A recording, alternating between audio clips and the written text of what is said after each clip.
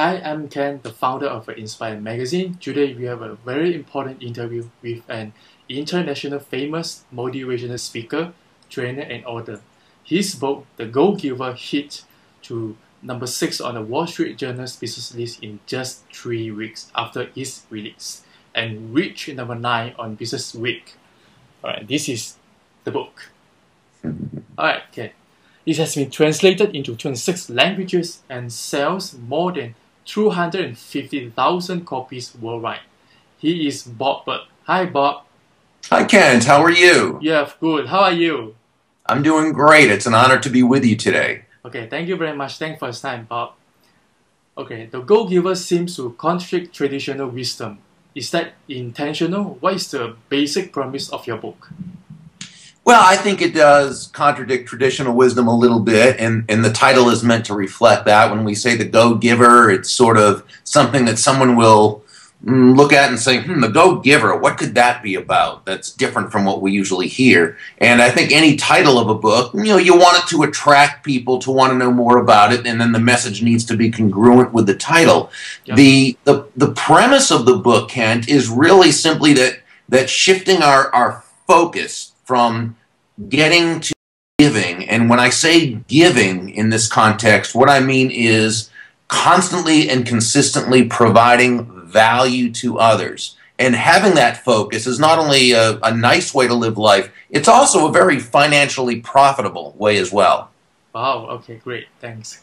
Isn't it really just saying that nice guys or girls finish first? And while there's a nice idea, isn't that perhaps a little bit naive? Yeah, well, that's a good question.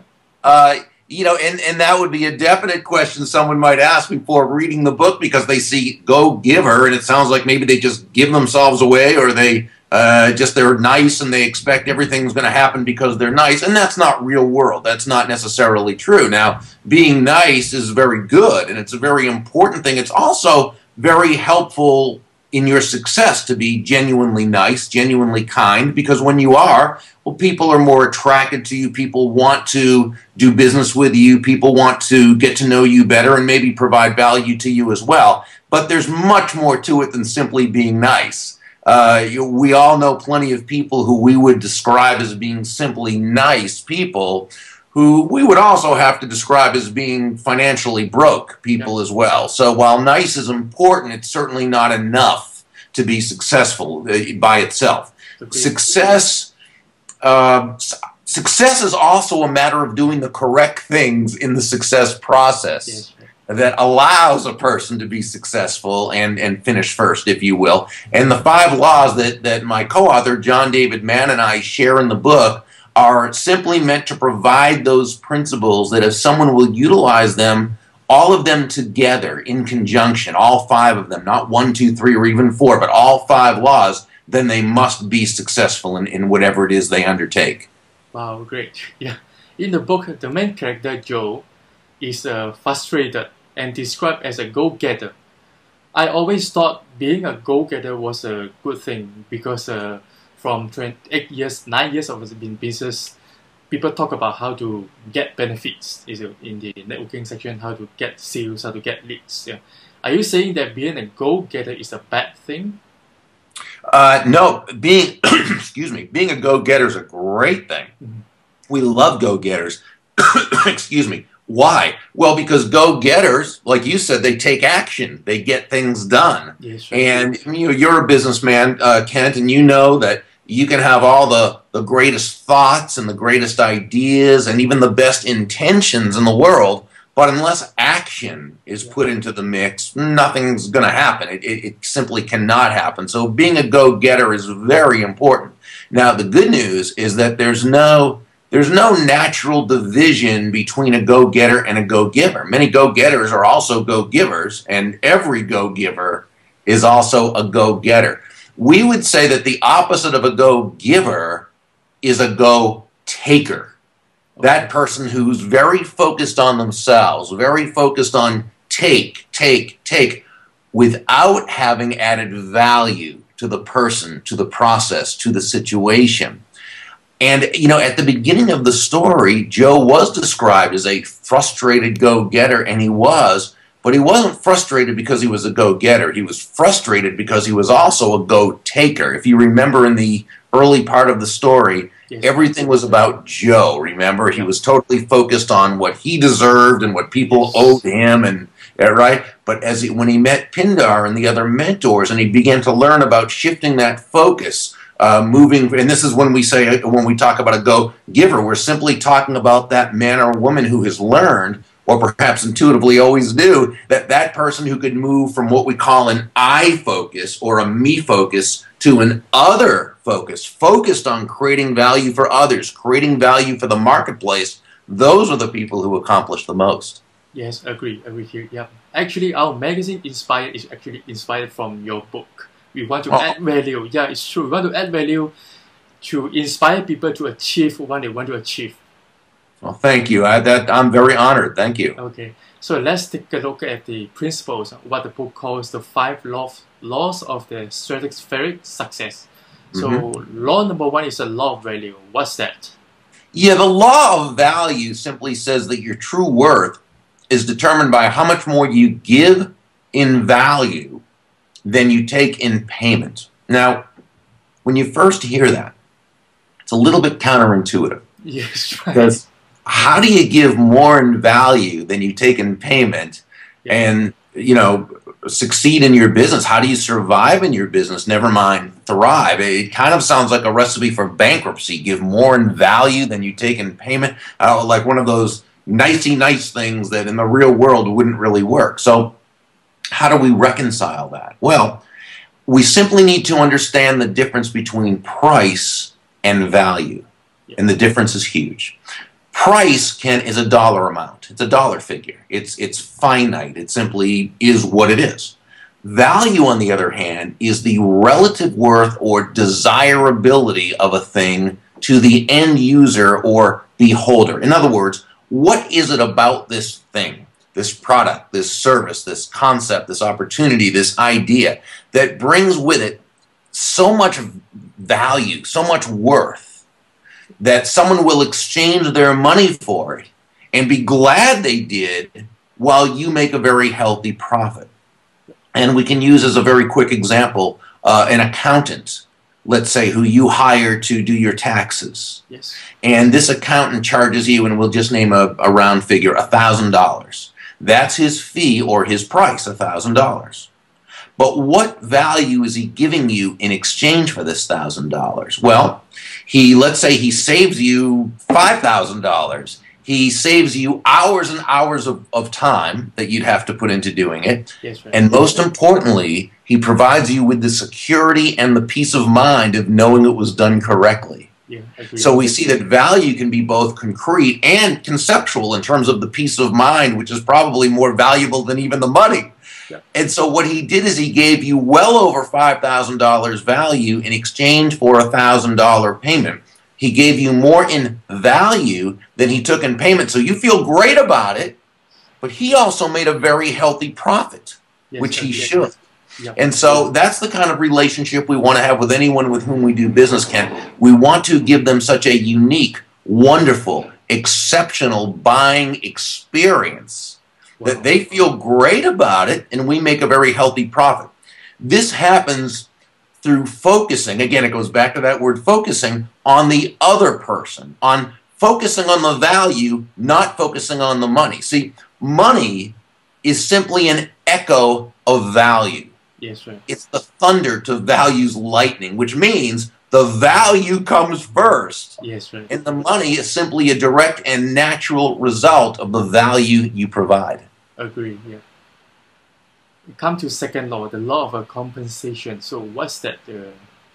Yes, the law of compensation says your income is determined by how many people you serve and how well you serve them. So where law number 1 says to give more in value than you take in payment, law number 2 tells us that the more people whose lives we add this kind of exceptional value to, the more money with which we'll be rewarded. Again, let's go back to your accountant in the first example, who did a great job of giving you more in value than he took in payment while still making a profit.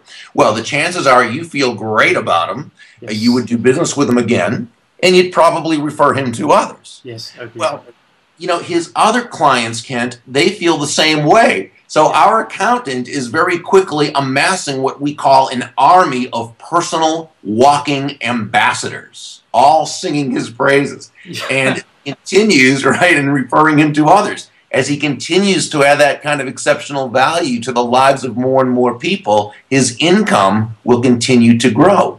Yeah. And it's the same for anyone in business, whether that person is in real estate or insurance, financial advisor, whether they're an accountant, whether they're a dentist or an electrician, whether they're a chiropractor, whether they're in direct selling, it doesn't matter. See, and Nicole in the story was telling Joe, and Nicole was the one we called the CEO, and she was telling Joe, the protege, that law number one, the law of value, as important as it is, and it is very important, that represents only your potential income. But providing great value to one person probably isn't going to bring you in a very big income.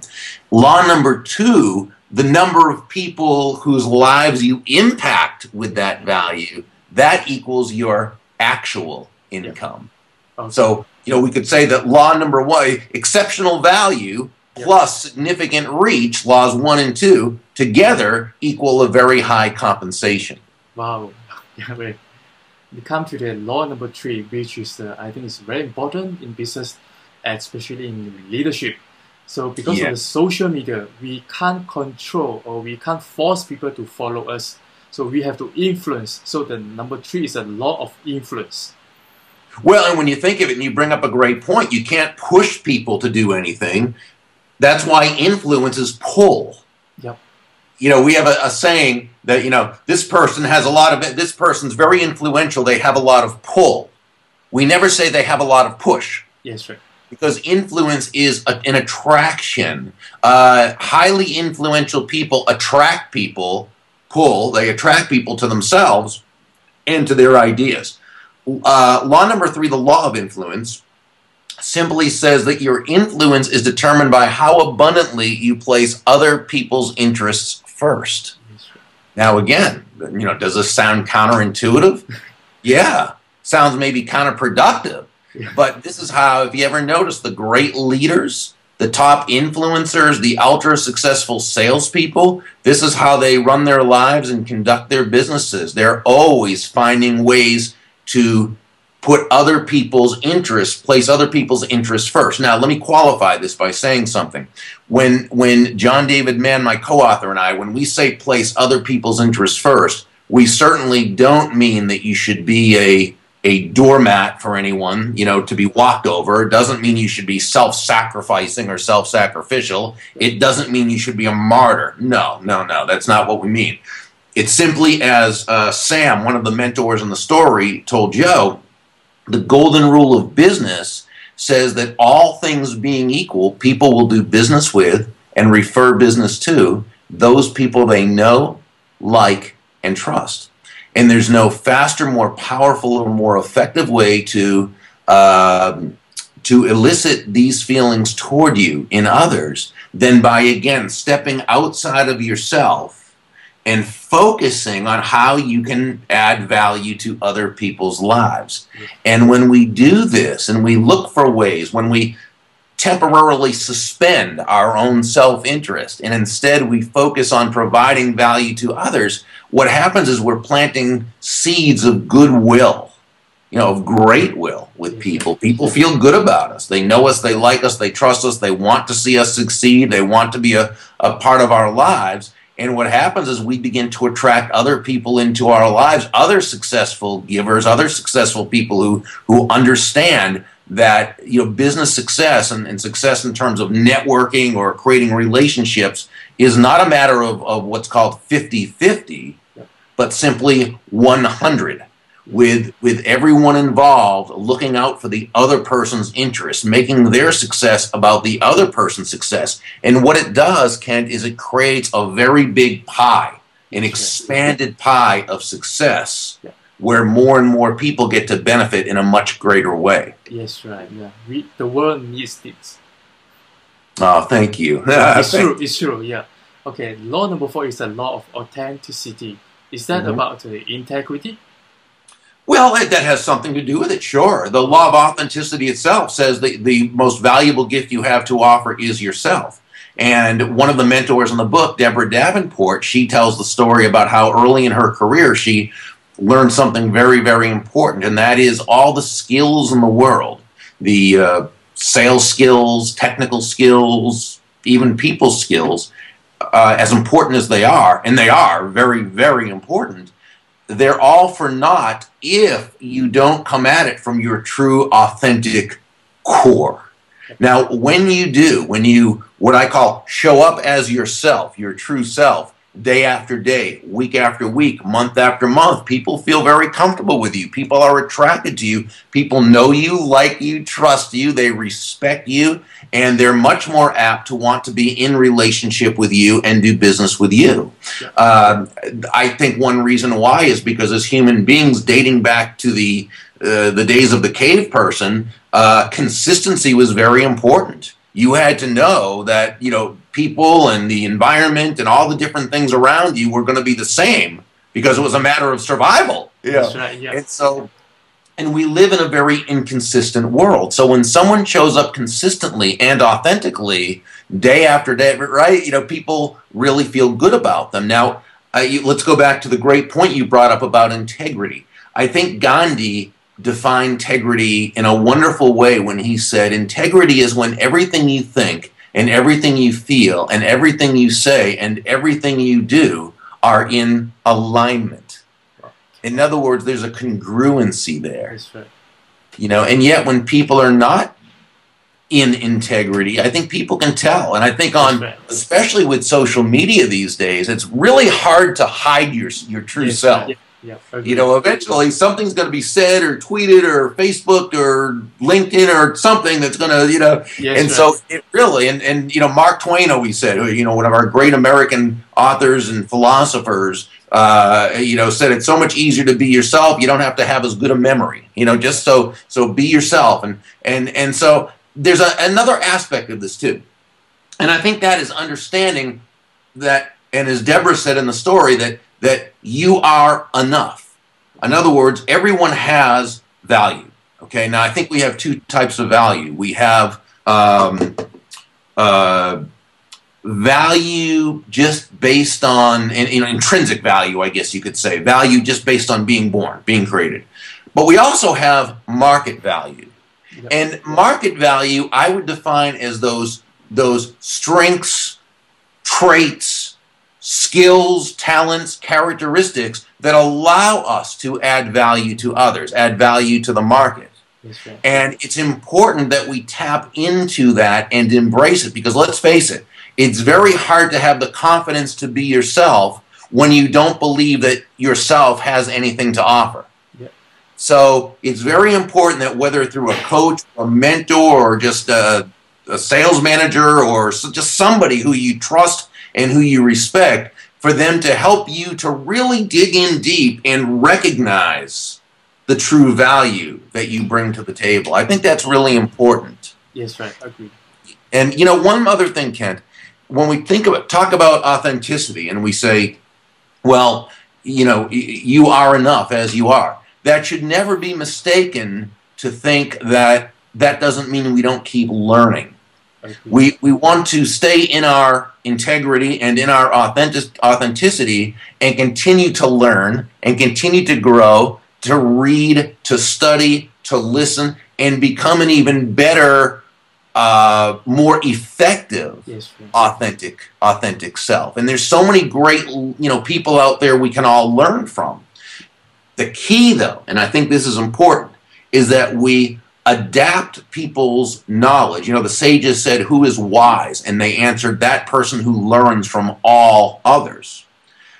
I think what's important is we learn from everyone, we adapt their wisdom into our lives, into our businesses, but we don't try to become them. Yes, right. You know, we don't, so I like to say adapt, don't adopt. Yes, right. Learn from everyone, but stay true to your own authentic core. Yeah, agree. Come to the last law, the law of the receptivity.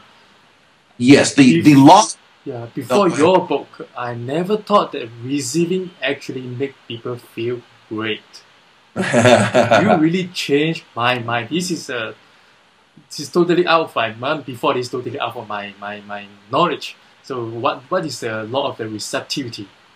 Well, thank you. And John David Mann and I hear about this quite a lot from people, because that is the law that most people have the most difficult time with. And, you know, many have said that after reading the book, they finally, for the first time in their lives, felt like they had permission to receive. So while it made us feel good to hear that, we kind of felt badly that, you know, that is really so pervasive in a way. The law of receptivity simply says the key to effective giving is to stay open to receiving. You may recall near the end of the story, Pindar, the main mentor, asked his protege Joe to breathe out and hold that breath for 30 seconds. Well, if you've ever tried doing that and actually timed it, it's a lot more difficult than it seems. And Joe tried, but within about 10 seconds, he was gasping for air. He was struggling to breathe. And Pindar said, "What's the matter, Joe? You know, can't do it." And he said, "No, I can't just breathe out. I've got to breathe in too." And Pindar jokingly said, "Well, what if I was to tell you it's been medically proven that it's actually healthier to breathe out than it is to breathe in?" And Joe said, "That's silly. You've got to do, one can't be healthier. You've got to do both. We breathe out, we breathe in." Of course, absolutely. We've got to do both. We breathe out, we breathe in. We breathe out carbon dioxide. We breathe in oxygen. We breathe out, which is giving. We breathe in, which is receiving. See, Kent, one mistake many people make is thinking that giving and receiving are diametrically opposed. They're not. They're simply two sides of the very same coin. And they work best in tandem. Focusing on just one side of the equation while trying to minimize the other is really an exercise in futility, because think of it. Every giving is possible only because it's also a receiving somewhere. Every receiving is possible only because it's also a giving. So when you give value, but you refuse to receive, what are you doing? You're really blocking the flow, the natural flow of life. The waves, the tide goes out, the tide comes in. This is natural. So what we like to advise people to do is focus on the giving. Remember, when we say giving, we mean giving of value. Focus on the giving and then allow the receiving. Yes, right. Well, yeah, in your teachings, we really again break my mind and break some paradigms about sales. What are some of them? Would you say that you downplay selling skills and techniques? Because a lot of companies invest a lot of money in teaching their sales people all the skills. Are you saying these are not important? No. That's a great question, though. Excellent question. No, selling skills are very important, because selling is a profession. And like any profession, you've got to study that profession. So very important. What we did say, though, is that the skills in and of themselves are what we would call baseline. You've got to have them just to be in the game. You know, it's sort of like when people say, well, what makes a great salesperson great? Is it that they believe in their product? Well, you do have to believe in your product, but a lot of people believe in their product. They're not necessarily successful salespeople. Okay. Do they have to, have excellent product knowledge? Absolutely. Yes. But hey, we all know plenty of people who have excellent product knowledge. They're not necessarily successful salespeople. And it's the same with selling skills. There's a lot of people who study selling and they know the skills. You can have a conversation about all sorts of skills and the psychology and they're not necessarily great salespeople. So we think it's, is it important to have belief in what you do, to have a great product, to have product knowledge, to have sales skills? Very important, vital. But it's not enough. It's baseline. What really, really separates the over-the-top, successful, highly profitable salespeople from the rest is they understand this very basic truth of selling, and that is, when it comes right down to it, it isn't about you, and it isn't even about your product or service. Yeah. It's about the other person. Yeah. You know, it's interesting. My friend Adam Grant, who just wrote a wonderful book, it's just released. It's called Give and Take. He's a professor at Wharton Business School, which is one of our biggest business schools, most prestigious business schools. And in his book, he cites an Australian study about what made the top financial advisors the top financial advisors. What was it about them? And of course, they studied things like understanding finance, which was very important, hard work, which was very important. Yes. But you know what was the big separator? The financial advisors that made the most money and had the most successful practices were the ones who put the interest of their clients above themselves and even above the company.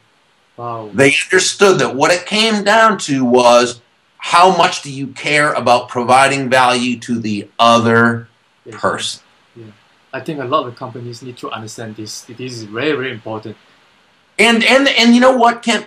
There are a lot of companies that do. Not enough companies that do, but there are certainly those companies that really do understand this, and those are the successful companies. That's the funny part about it. So it would be so easy to model that, but in so many ways it runs counterintuitive to what we think would be the way it would work. But the successful ones, they already know it. They already do it that way.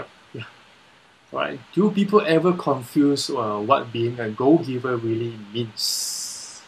Oh, sure. Before reading the book, usually they'll think that the go-giver means something like you just give everything away, or that you don't make a profit. You're a go-giver. No, it means nothing like that. It means your focus is on providing value to others, giving value. It means that you give more in value than what you take in payment, but we showed how when you do that, both parties actually end up being helped. So sure, they often confuse it, and that's it's part of what it is, and that's fine. I think also people confuse being a go-giver, thinking that means you've got to say yes to everything and to everybody who and you can't do that, obviously, because if you said yes to everything, you'd never do anything. You'd never have enough time to do everything you said yes to. But here's the key: you can't say yes to everything. You've got to say no, probably to most things. But here's the difference. A go-giver would say no in such a way that they show respect, kindness, and they honor the other person. For example, let's say somebody asks you to serve on a committee, and you really don't, for whatever reason, you don't want to serve on it, you don't have time, you don't have the, doesn't matter. Whatever it is, if you don't want to, you shouldn't do it, okay? If it's not, unless it's something that you should do, but you know enough to know whether it's something you choose to do or not. Well, some people think, well, I'll make an excuse, I'll just say I'm too busy. But the problem with that is you're not too busy. It's that you don't value doing it as much as you value that you don't want to do it. Okay, so that way you're kind of fibbing to yourself. Plus, the other person can, if they answer the objection and tell you that it won't take much time, then you're trapped into having to do it or losing face or hurting the other person's feelings or maybe making an enemy. No, you don't have to. You can respect your boundaries and you can respect the other person and tell the truth. What you say when you're asked is simply to say, oh, thank you so much. While it's not something I choose to pursue, please know how honored I am to be asked. How, as a go-giver, okay, right. As a go-giver, how about those take advantage of us? No, not by again, that kind of goes back to, well, if you're a go-giver, it must mean you just give everything. No, I always say this. Well, first of all, if you're the type of person who's a nice person who you find yourself being taken advantage of a lot, it's not because you're a nice person. It's because you do things in such a way that allow yourself to be taken advantage of. All right. So being a go-giver has nothing to do with being taken advantage of. In fact, a go-giver doesn't allow themselves to get taken advantage of, okay? Because a go-giver has nothing to do with that. Now, we all make mistakes sometimes. Do we ever get taken advantage of? Well, sure, we're human beings. Sometimes that's going to happen. Yeah. But if it happens to you, not you, but I mean to anyone listening to this, more than what it should, okay, then what you've got to do is you've got to look into why something like this happens. All right, because being a nice person, being a go-giver, being kind, being whatever, should never be misinterpreted as being taken advantage of. Yes. And that's very important. There's nothing righteous about allowing yourself to be taken advantage of. Yeah, agree. And one term you talk about is kind of fascinating concept. MacGuffin, what's that? Well, a MacGuffin is just, it's actually a movie term that was devised by Alfred Hitchcock, the late British film director. And it's simply, a MacGuffin is, can be described as the object around which the story revolves. And I'll tie this into selling in just a moment. A lot of times a movie has a MacGuffin, such as in The Wizard of Oz. If you ever saw that movie, the MacGuffin was Dorothy's quest to get back home to Kansas. If you ever saw the movie Rocky, and you probably weren't even born when that first Rocky movie came on, because that was years and years ago when I was, younger. But it was about the MacGuffin, the object around which the story revolved was a heavyweight championship fight that Rocky was going to have with Apollo Creed. But the interesting thing about it is when you get to the end of the story, you usually end up realizing that thing, the MacGuffin, that thing the story was about, really wasn't what the story was about. In The Wizard of Oz, it wasn't about Dorothy getting home to Kansas. It was about four friends who came to realize that the character trait they thought they most lacked, they actually had the entire time. They just needed to step into it and embrace it. In the movie Rocky, while the MacGuffin was the heavyweight championship fight, that's not what the story was really about. It was about an internal struggle of one man who started out feeling like a loser, who came to realize that he really had a lot of value to offer the world. Here's where it relates to selling. Our product or service is the MacGuffin, but that's not what the sale is about. And we often think it is. You know, we think the sale is about what we're selling, but it's not. As we talked about earlier, it's not about us, and it's not even about our product or service. It's about how it will affect the other person. Okay? What we need to realize is our product or service, that doesn't mean it's not important. It's very, very important. But it's simply the medium for the other person to get what they want. Yes, right. So we need to focus not on our MacGuffin and how great it is and how wonderful it is and how we'll do this and how we'll do that, but what advantage is it to the customer? What a great salesperson does, is they match the benefits that their product or service provides with the needs, wants, and desires of the prospect. Yep. And that's why we say it's always about the prospect, because different prospects have different needs, wants, and desires, and that's what counts. Our product is the MacGuffin, and it has to be great, but that's not what the sale's about. It's about the other person. Yes, right. Agree, yep. There's another fascinating concept as well called the law of left field. So could you tell us about that? Sure. The law of left field is... Actually, it's not its own separate law. It's not a sixth law. It's actually a mini-law or sub-law within the greater law of receptivity. And the law of left field simply says the greatest gifts will come to you at moments and from places you least expect. But what does that mean? When living our lives and conducting our business according to these principles, all sorts of value showers down upon us from that, what you could call that unnoticed, unseen place. For example, you receive or you find a critical lead.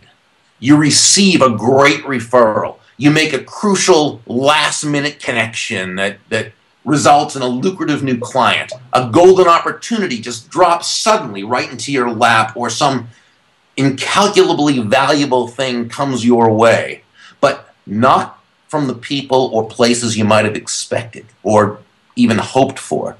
You might have even said to yourself, if you're a baseball fan, you'd say, wow, that one came from right out of left field. In other words, from out of nowhere. It just came from somewhere totally unexpected. Well, when living our lives and when living, let's say, with a giving spirit, again, which means focused on creating value for others, great value comes to you suddenly and unexpectedly, and in amounts far greater than what anyone owes you. But here's the thing, Kent, and I think this is so vitally important to understand. Mm-hmm. There's absolutely nothing magical, there's nothing mystical about this. You can't know exactly where these gifts will come from, only because you can't know exactly where your influence has spread. But spread it has. You've planted so many seeds of goodwill, of great will, Wow. So many people know you, like you, trust you, want to see you succeed, want to be a part of your life, that the world has now become what we call a benevolent context for your success. And while you can't necessarily see its operation, there is indeed cause and effect. The cause is giving, the effect receiving. And that's the law of left field. So, sometimes when you focus on giving, as we talk about, you're going to get business sometimes directly right in front of your eyes, and other times from way out of left field, seemingly out of nowhere, but in reality, kind of out of everywhere. So how can our readers learn more about your books, and where can they find your books? The best thing to do is just to come to Burg, BURG.com. So that's www.burg.com.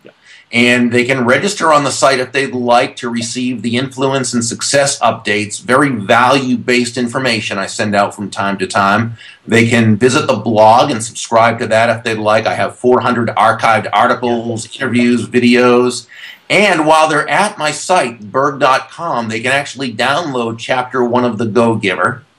And they can see a little video we put together on it, and just come to the site and have fun and see what's there for you. What's next for you?